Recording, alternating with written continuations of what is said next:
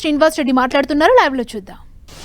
గతంలో ఏ రకంగానైతే సింగరేణిలో జెన్కోలో insurance system ద్వారా ఏ ఇన్సూరెన్స్ పాలసీ అమౌంట్ ఈ పెన్షనర్స్ ఉద్యోగస్తులు కట్టకుండా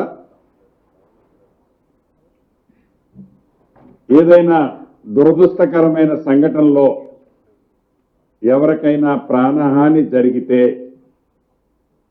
ఆ కుటుంబానికి 1,25,00,000 రూపాయలు వచ్చే విధంగా పాలసీని ఇచ్చే కార్యక్రమంతో పాటు 60 సంవత్సరాల లోపు ఏ ఉద్యోగస్తుడైనా సహజ మరణంతో చనిపోయినా వారికి రెగ్యులర్ బెనిఫిట్స్ తో పాటు అదనంగా 10 లక్షల రూపాయలు వచ్చే స్కీమ్ ని రాష్ట్ర ప్రభుత్వం ఈ రాబోయే 2-3 రోజుల నుంచి అడాప్ట్ చేసే కార్యక్రమం ఒకటి సుదీర్ఘంగా చర్చించిన తర్వాత ఈ నిర్ణయం తీసుకోవటం జరిగింది. దీన్ని రాష్ట్రంలో ఉండే ఉద్యోగస్తులకి పెన్షనర్స్కి శుభవార్తగా అది తెలియజేస్తున్నాం. అదే విధంగా ఏదైతే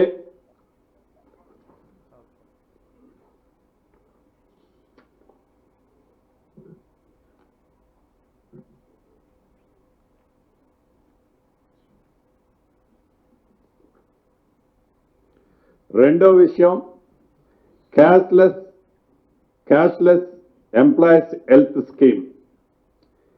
దీని ద్వారా రాష్ట్రంలో ఉండే 3,56,000 మంది రెగ్యులర్ ఉద్యోగస్తులు, అదే రకంగా 2,88,000 మంది పెన్షనర్స్, వారి కుటుంబ సభ్యులు అందరూ కలిపి 17,07,000 మంది సభ్యులకి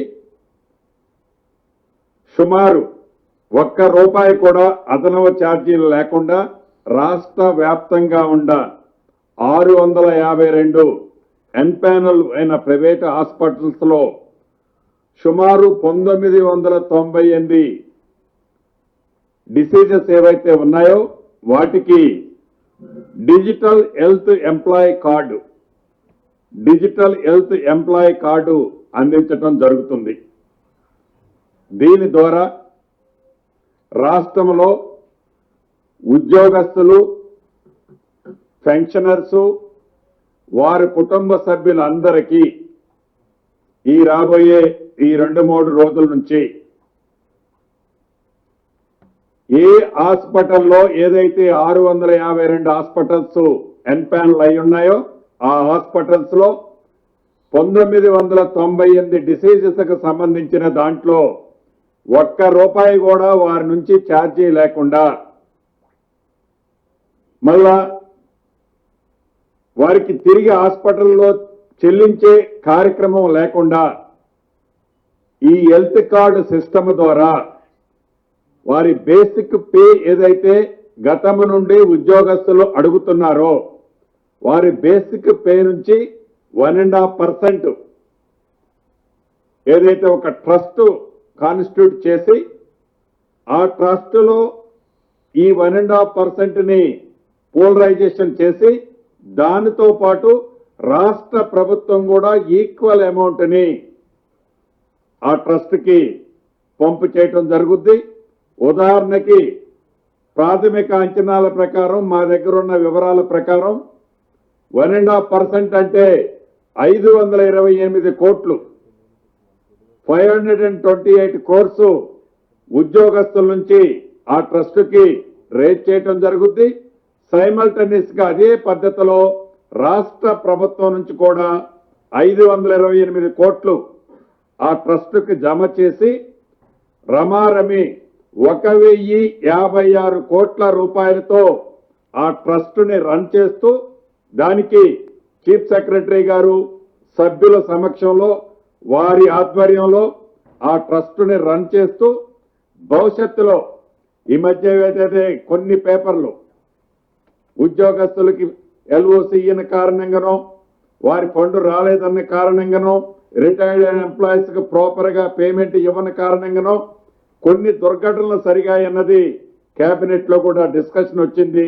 భవిష్యత్తులో అటువంటి సంఘటనలు పునరావృతం కాకుండా ఉండాలి అని రాష్ట్ర ప్రభుత్వం ఒక మంచి నిర్ణయాన్ని తీసుకున్నదని చెప్పటానికి ఇది ఉద్యోగస్తుల సంఘాలు కూడా అనేక పర్యాయాలు అడగటం జరిగింది.